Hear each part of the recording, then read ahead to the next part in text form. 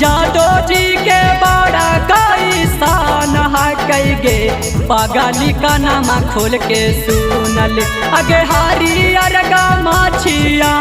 जादो जी के बड़ा कैसान है कैगे पागली का नाम खोल के सुनल अगे आर्य जे डी ललटेन पहचान हा कौगे पागली का नाम खोल के सुनल अगे हरियर गा मछिए हमर शान हा कौगे पागली का नाम खोल के सुनले अगे हरियर गा मछिया जादो जी के बड़ा कैसान हा कैगे पागली का नाम खोल के सुनल अगे हरियर गा मछिया जादो जी के बड़ा कैसान हा कैगे पागली का नाम खोल के सुनल अगे आर्य जे डी ललटेन पहचान हा कौगे पागली का नाम खोल के सुनल अगे हरियर गा मछिए हमर शान हा कौगे पागली का नाम खोल के सुनले आर्य जे डी ललटेन पहचान हा कौगे पागली का नाम खोल के सुनले पागली का नाम खोल के सुनले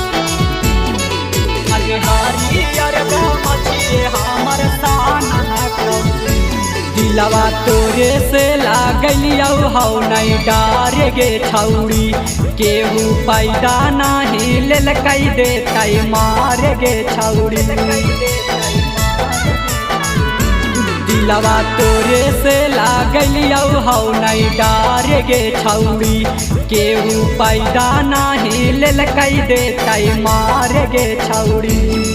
अगे कृष्णा जी के बाना सज हियौ हम कौनो ना उखाड़ लेतौगे पागली का नाम खोल के सुनल अगे कृष्णा जी के बाना सज हियौ हम कौनो ना उखाड़ लेतौगे पागली का नाम खोल के सुनल अगे आर्य जे डी ललटेन पहचान हा कौगे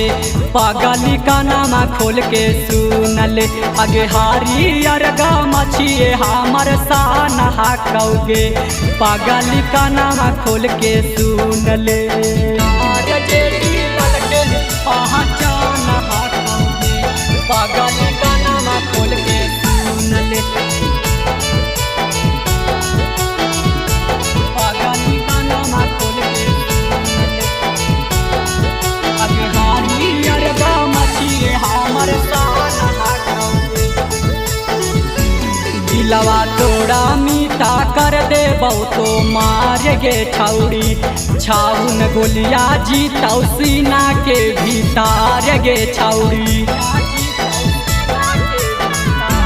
दिलवा तोड़ा मीठा कर दे तो मार गे छौड़ी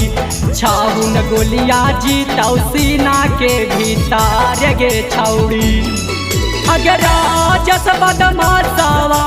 कारण सुमित जाके माजा मार लेतौगे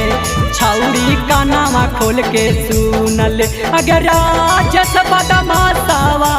राहुल अमित जाके माजा मार लेतौगे छौड़ी का नाम खोल के सुनल अगे आर्य जे डी ललटेन पहचान हा कौगे पागली का नाम खोल के सुनल अगे हरियर गा मछिए हमर शान हा कौगे